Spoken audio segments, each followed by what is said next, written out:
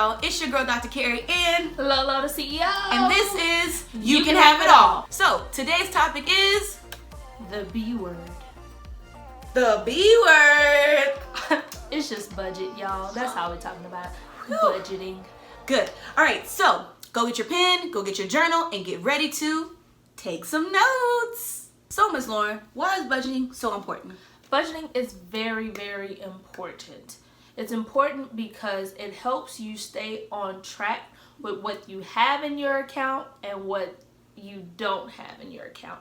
Even those little pending transactions, that's not money you got. Remember, it's still pending. So growing up, my mom used to always tell me that I needed to be on a budget.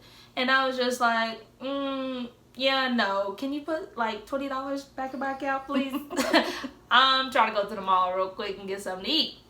Well, once I became an adult and out on my own adult, that B word hit different. It was a cuss word. Yeah. That B word is a cuss word. Yeah, it really is. That budget, it hit you different.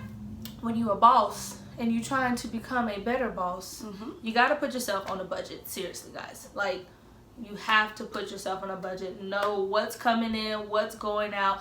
And you know you really made it is when you have your stuff set up on auto pay. That auto pay, I love it. Auto pay.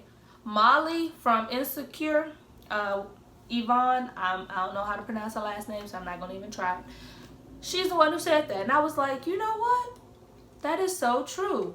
When you're on auto pay, you're not worried. You already know where the money is going, and you're good to go. So now we're going to give you some of our budgeting tips that we use in our day-to-day lives.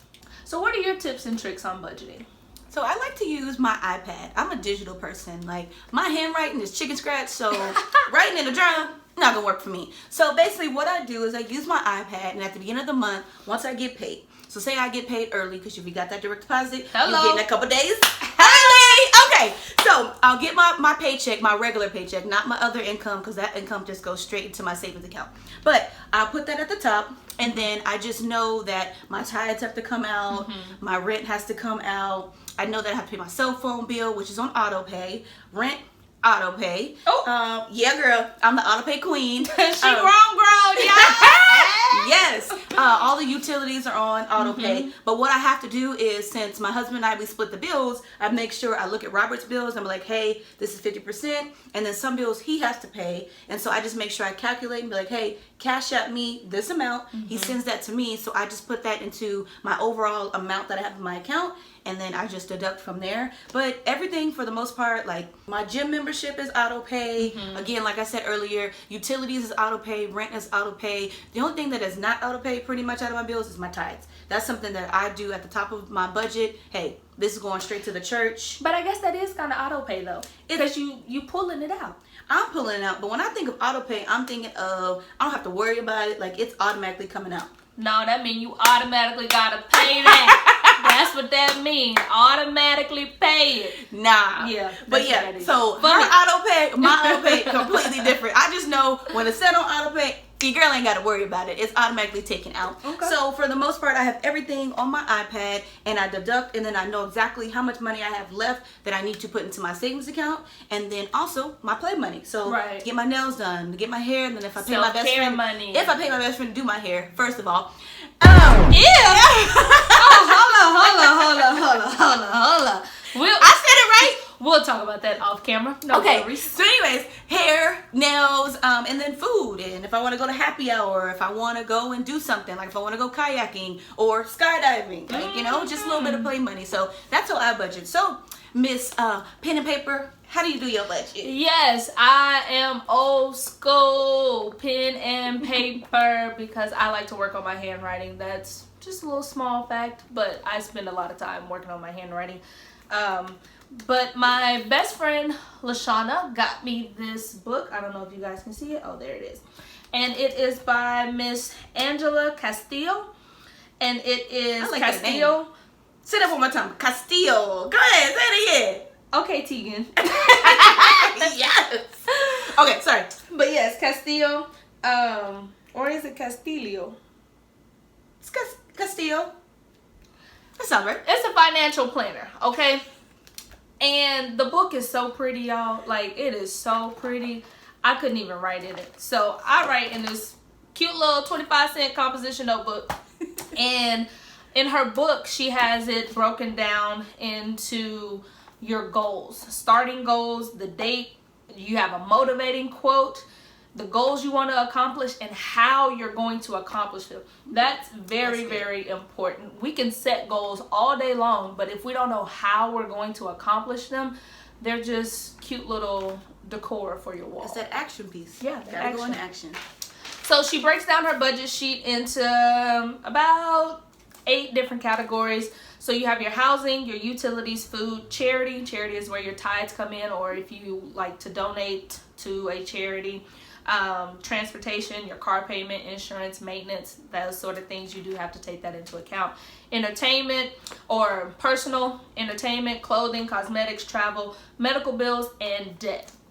So I really, really enjoyed this book because you get a checklist of everything, and you have to write down when it's due, when you pay it, what account it comes out of, and it really helps me stay on track because I really like to spend other people's money, and when it comes to spending my own, I have a little, let's say I'm a little frugal, and yeah, sometimes I will splurge, but I gotta make sure I got enough in my savings account before I can splurge. Yes. And so speaking of savings account, like for me, I have a whole year's salary saved up, but like, what is a rule of thumb of how much you should have saved in your account?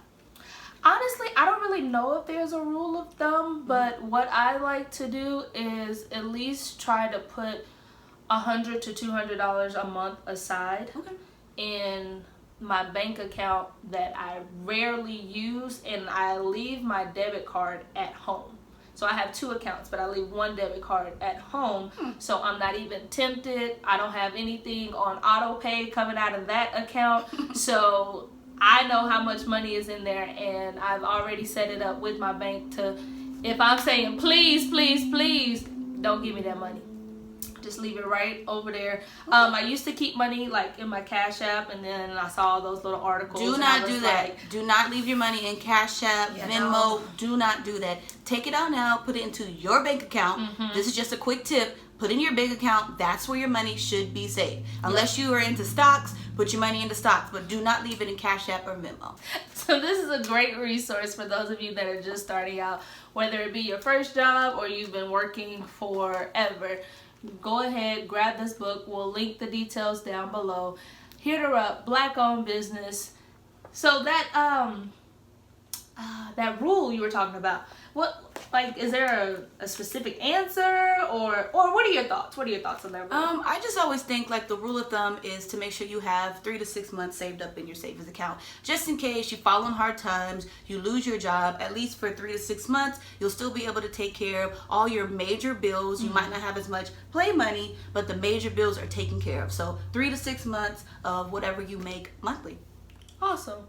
So I hope you guys took some really, really good notes. If you have any other questions, comment down below. We are both accessible. You can find me on Instagram at Lolo the CEO. And you can find me at Dr._Kerrie, and Kerrie is Kerrie. I'm your girl, Dr. Kerrie. Lolo the CEO. And this is You Can Have It All. And we will see you on our next episode. Bye. So make sure you like, comment, subscribe, and share with anyone that needs to be motivated, inspired to believe in themselves. Remember, protect your space, protect your energy, speak your peace, and move on. We'll see you next time.